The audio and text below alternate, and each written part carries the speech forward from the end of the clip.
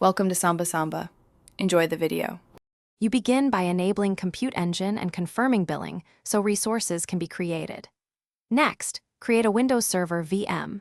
Pick zone and machine type that match performance needs, then choose a supported Windows image.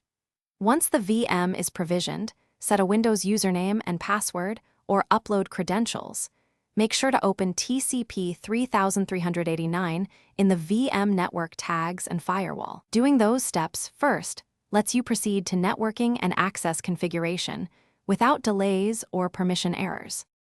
Once the VM exists, assign a static external IP if you need a stable endpoint, or configure Cloud NAT for outbound access. Stability matters if you script connections. Then create a firewall rule allowing TCP 3389 only from your office or home IP ranges to reduce attack surface. If you lost the password, use gcloud compute reset Windows password or set instance metadata to inject credentials. Make sure Windows updates and RDP are enabled inside the instance, and install any guest tools for optimal performance and proper networking. Now connect using your RDP client. Enter the VM external IP, username, and password.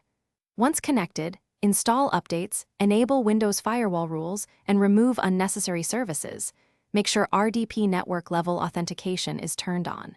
Create disk snapshots and an IAM policy with least privilege for future admin tasks.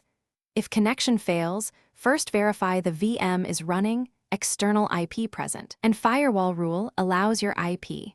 Check serial console logs for boot issues. This single troubleshooting step resolves most inaccessible VM cases. Thanks for watching. Consider subscribing if we helped you.